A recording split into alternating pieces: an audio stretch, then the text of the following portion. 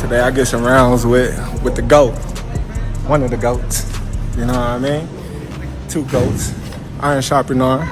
Begins not with a bell but with a flicker, a ghost in the digital machine, a grainy, low-resolution clip barely a few seconds long uploaded from a burner account to a forgotten corner of a boxing forum. The quality is poor, the lighting is a dim industrial yellow, but the silhouettes are unmistakable. One, a taller, coiled frame, moves with a predatory patience. The other, shorter, more compact, bounces with a familiar, kinetic energy. There's no sound, just the silent language of movement. Within minutes, a screenshot is on Twitter. A question is attached, simple and explosive. Wait, is that Bud Crawford with Manny Pacquiao?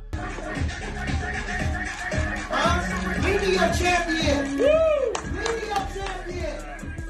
There is no confirmation, no blue checkmark to legitimize it. But in the hyperconnected, information-starved ecosystem of modern boxing, proof is secondary to possibility. The whisper starts. It's a spark hitting dry tinder. Boxing Twitter, a realm of perpetual argument and tribalism, finds a rare moment of unified curiosity. Influencers, podcasters, and content creators smelling blood in the water amplify the signal. Thumbnails with giant red arrows and shocked face emojis begin to populate YouTube feeds. Leaked. Secret sparring. The torch is passed. For fight fans, hardened by years of promotional squabbles and social media beef, this felt different. This wasn't just clickbait, it was the digital equivalent of discovering a lost Dead Sea Scroll. It was a convergence of mythologies.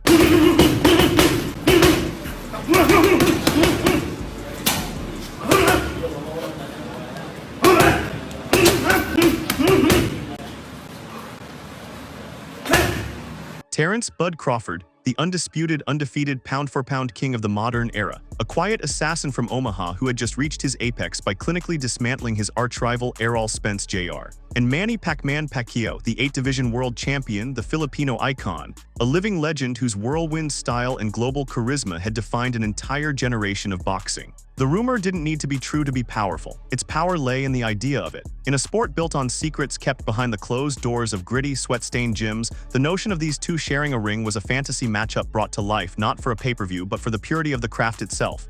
And then Crawford spoke. Days later, after the digital firestorm had reached its peak, he faced the media. He didn't address the rumor, he didn't have to. With the quiet, calculated precision that defines his work in the ring, he said something that, on the surface, was about everything and nothing at all. But for those who were listening, for those who understand the coded language of the fight game, he said everything that needed to be said. To understand why this rumor ignited such a firestorm, you must first understand the celestial weight of the two names involved. They are not merely elite fighters. They are mythological figures who occupy separate, hallowed timelines in boxing history.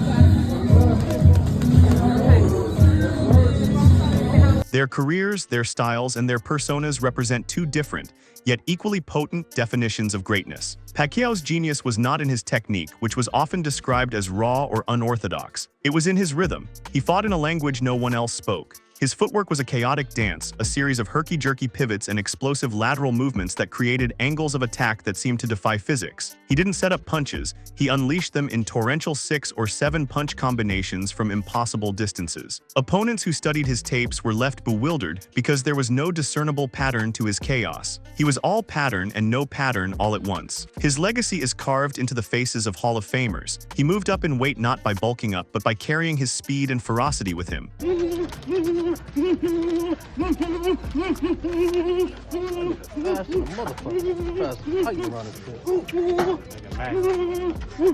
He dismantled Marco Antonio Barrera, a fearsome Mexican warrior. He engaged in a legendary, brutal trilogy with Eric Morales. He retired Oscar de la Hoya, making a bigger Golden Boy champion quit on his stool. He delivered one of the most terrifying knockouts in history against Ricky Hatton, a single, perfect left hand that left the British star unconscious before he hit the canvas. He brutalized Miguel Cotto, a powerful and skilled welterweight champion.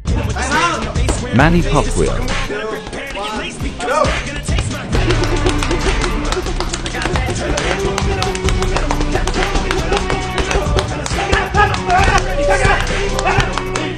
If Pacquiao was a storm, Terence Crawford is the unnerving calm at its center.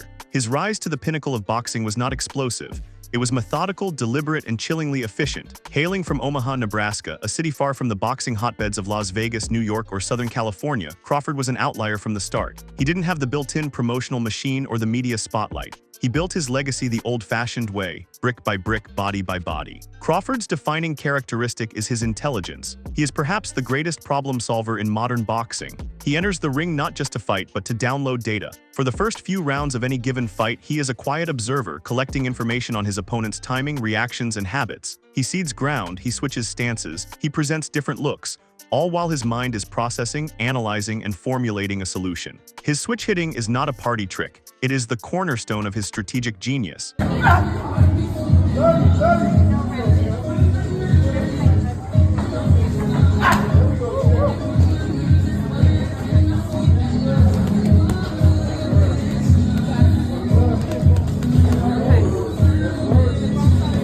He doesn't just fight as a southpaw or an orthodox fighter. He flows between the two seamlessly, often mid-combination. This creates a disorienting and unsolvable puzzle for his opponents. Just when they think they have a read on him, he presents an entirely new set of angles and defensive responsibilities. He nullifies a fighter's best weapon by simply taking away the stance from which they are comfortable throwing it. His resume is a testament to his adaptability. He went to Scotland to dominate Ricky Burns for his first world title. He unified the entire junior welterweight division, becoming the first undisputed champion in that weight class in over a decade. Then he moved up to the welterweight division, the sport's glamour division, and continued his reign of terror. He systematically broke down formidable champions and contenders: Jeff Horn, Amir Khan, Kell Brook, Sean Porter. Crawford is the quiet man, the soft-spoken assassin. His interviews are clipped, his emotions are guarded. His power lies not in his charisma, but in his undeniable, terrifying competence. Come on, yeah, get it, yeah, get it, yeah, get it, yeah, get it, yeah, get it, yeah, get it, get it. Come on, yeah, move out the way, yeah, move out the way, yeah, move out the way, yeah. He is the boogeyman that champions see in their nightmares. The idea of these two forces, the chaotic energy of Pacquiao and the cold, analytical precision of Crawford, converging in a quiet gym is the stuff of boxing legend. It's a clash not just of styles, but of philosophies. And that is why the whisper became a roar. This wasn't just wishful thinking. It was nostalgia. It was speculation. But more than anything, it was reverence. Boxing fans don't just crave competition, they crave connection. And in that quiet rumor, the connection between two eras suddenly felt real. When the noise around Pacquiao and Crawford started to grow, Terence Crawford didn't rush to confirm or deny anything. He didn't drop a press release, film a vlog, or post a blurry selfie with Manny in the gym. He did what Crawford always does. He stayed quiet, calculated.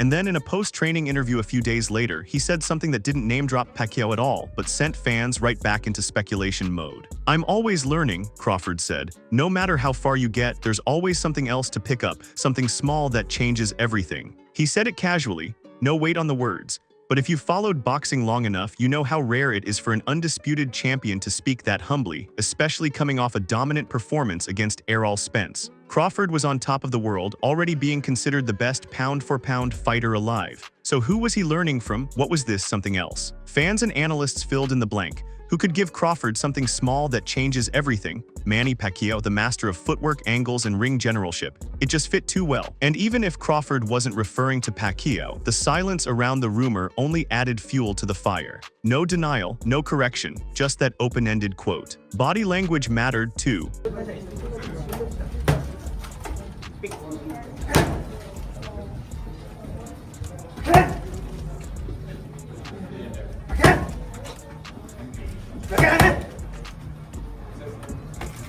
Crawford didn't speak like a man brushing off nonsense. He spoke like someone who'd experienced something worth holding close, like a lesson that wasn't meant to be shared yet. And in boxing, that kind of silence is louder than any confirmation. Whether he trained with Manny or not, Crawford used the moment to send a different kind of message. One that wasn't about clout or headlines, but about growth. And to the trained eye, that says more about Crawford's greatness than any viral video ever could. In boxing, perception is power. Sometimes more than the punches, it's the narrative around a fighter that builds their mythos, and nothing fuels a narrative quite like the suggestion of a shared lineage. When fans started imagining Terence Crawford training with Manny Pacquiao, it didn't need to be real for it to resonate. Because just the idea of that collaboration, Crawford, the modern technician, learning from Pacquiao, the chaos generator, elevates both of their legacies in a way that only legends can. It's a pattern boxing has seen before. Canelo Alvarez rose in the wake of training camps spent alongside elite fighters like Shane Mosley and under the gaze of Eddie Reynoso. Floyd Mayweather's gym became a hotspot for up-and-coming talent, not because he trained with them all, but because being around him carried a kind of weight. Even Mike Tyson's brief conversations with current heavyweights become content gold. In boxing, proximity to greatness suggests inheritance. So when Crawford is loosely linked to Pacquiao, even through rumor, it changes the atmosphere around him. But a student of Pacquiao's intangible magic, a fighter who doesn't just win, but learns from the ones who made boxing unforgettable. Don't call it a comeback. I've been here for years. I'm rocking my pants, putting suckers in fear, making the tears rain down like a monsoon. Listen to the bass go boom, explode. For Pacquiao too, the association breathes new energy into his name. It reminds the world that he isn't just a retired icon. He's still part of the conversation, still seen as a source of knowledge, wisdom, and danger. His name alone raises the ceiling for anyone it's attached to. That's why the silence from both camps speaks volumes. No rush to confirm, no effort to deny, just enough space for the narrative to live on its own. And that narrative that Crawford may have trained with Pacquiao is already doing what good boxing stories do, shaping perception, adding weight, and keeping both men firmly in the myth-making business. Okay, take a pic. Okay, you take a pic. Media champion! Woo! Media champion! There's a certain edge to how he speaks even in victory. Not loud, not flashy, but focused, meticulous. Watch any of his post-fight interviews and you'll catch it, the way he reviews his performance like a surgeon reviewing footage of an operation. There's no satisfaction in domination, only refinement. That mindset, more than any quote or rumor, is what made the Pacquiao training buzz feel so plausible. Because if there's one thing Crawford has always done, it's chase the subtleties. He doesn't just want to hit harder or move faster. He wants to understand the angles, the missteps, the timing windows most fighters don't even notice. He studies, rewatches, breaks tape down to the frame. Sparring isn't just about repetition for him, it's about experimentation. So when he told reporters, there's always something small that changes everything, fans knew it wasn't just a throwaway line. That's Crawford's DNA. He finds value in the smallest details. And if there's any fighter alive who could hand him a new layer of knowledge in just one round, it's Manny Pacquiao. Shadow boxing like that, what is that for? Because you can apply that habit, you become a habit. When you shadow boxing like, woo, woo, like that. Because to a mind like Crawford's, the tiniest insight from a legend isn't just inspiration, it's ammunition. Let's entertain it for a moment, not because we need to fabricate truth, but because boxing is a sport of imagination. It lives off fantasy matchups, stylistic hypotheticals, and dream scenarios. So if Terence Crawford really did step into the ring to train with Manny Pacquiao, what would that moment actually look like? Picture a quiet gym far from the press. Just two legends, one nearing the end of his path, the other peaking in his prime. No entourage, no distractions. Just focus. Manny, now in his mid-40s, still light on his feet, still capable of firing off six-punch combinations before you can blink. Crawford, younger, taller, switch-hitting with clinical precision. Their first few exchanges would be all about rhythm. Manny darting in and out, showing those trademark angles, that bounce, that signature shift in weight.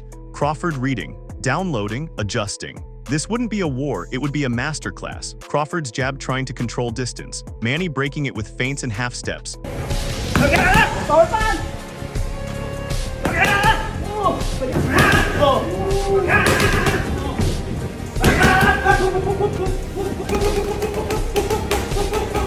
One forces the other to adapt, to react, to refine. That's the power of training with someone who rewrote the rules of offense. Crawford doesn't need to copy Pacquiao, but one session, one round, one drill could shift how he reads a southpaw, how he anticipates movement, or how he sets his own traps. And imagine what Pacquiao could offer without throwing a single punch. Advice on energy conservation, subtle foot placements, how to land the left hand when the angle disappears. These are things you can't learn from tape.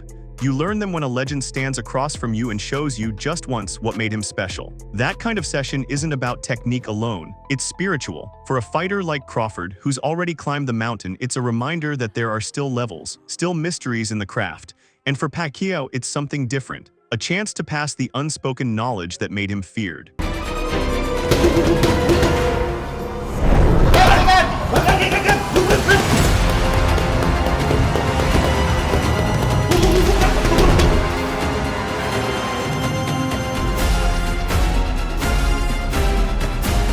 Even if it never happened, even if they never laced up gloves in the same ring, this imagined moment says something deeper. It reveals how much fans crave moments like these, not because they confirm anything, but because they reveal everything we love about boxing: style, legacy, respect. Two timelines crossing for just long enough to leave an imprint. In many ways, Terence Crawford stands at the exact point where Manny Pacquiao once stood. Not in age or fame, but in legacy tension, that critical stretch where every move becomes a message. Pacquiao, during his prime, faced a similar pressure. After dominating multiple weight classes, he wasn't just fighting opponents. He was fighting the expectations of what greatness should look like. Crawford is there now. Having dismantled Errol Spence in a fashion no one expected, Crawford is no longer just a great fighter, he's a generational benchmark. And with that status comes the burden Pacquiao once carried: to stay great, to evolve past dominance, and to keep proving there's still another level beyond elite. That's why a link between the two, rumored or real, hits deeper than most think. Because their paths aren't just parallel, they're interwoven by philosophy, not rivalry.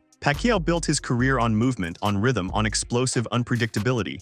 He didn't win by outpointing his opponents, he overwhelmed them. Crawford, on the other hand, is surgical. He breaks fighters down mentally and physically. Where Manny was lightning, Crawford is pressure applied with terrifying patience. And yet, both rely on the same foundation: intelligence in motion. To even be mentioned in the same breath as Pacquiao is rare. But to be compared not just in skill but in strategic excellence, that's something Crawford has earned. And while the dream of an in-ring clash between the two may be long gone, the narrative is still alive. The conversation is still relevant. Because when a fighter like Pacquiao is brought into your story, even hypothetically, you're not just another name in boxing. You're now a part of its evolving lineage. The torch doesn't always pass with gloves on. Sometimes it passes with a nod, with admiration, with silence.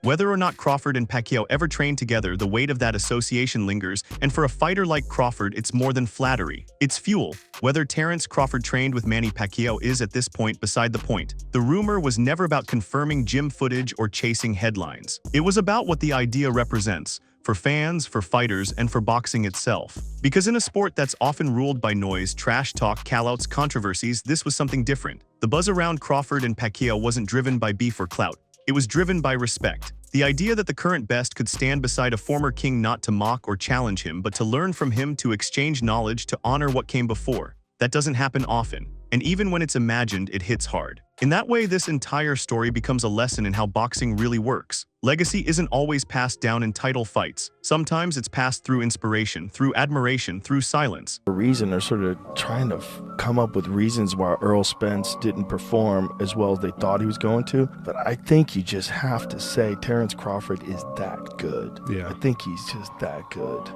And I think we found that. It doesn't mean that Errol Spence isn't amazing. He is. But I think Terence Crawford, I think you're looking at an all-time great. Yeah. I really do.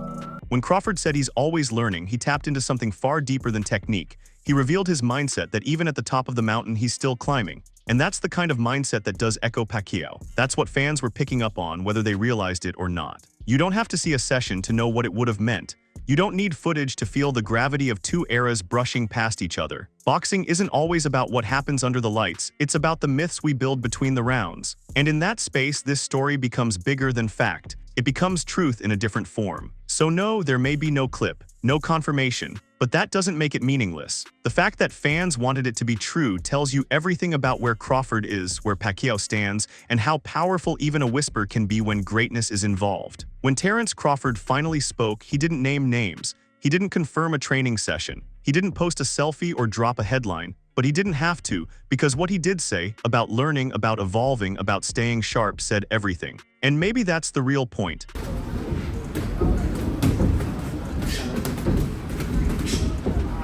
Maybe the magic of this moment was never about whether he actually trained with Manny Pacquiao. Maybe it was about what it symbolized. The idea that one of the greatest minds in modern boxing still finds value in growth. That a champion at his peak would even be linked to someone like Pacquiao. That's not noise, that's legacy, that's storytelling, that's boxing. Because in this sport, legends don't fade, they echo. And whether Crawford and Pacquiao ever shared a ring behind closed doors or not, their connection, real or imagined, now lives in the mythology of the fight game. Two eras, two mentalities. One unbroken line of obsession, discipline, and greatness. So now the question's yours. If they really did train, what do you think happened in that ring? Who taught who?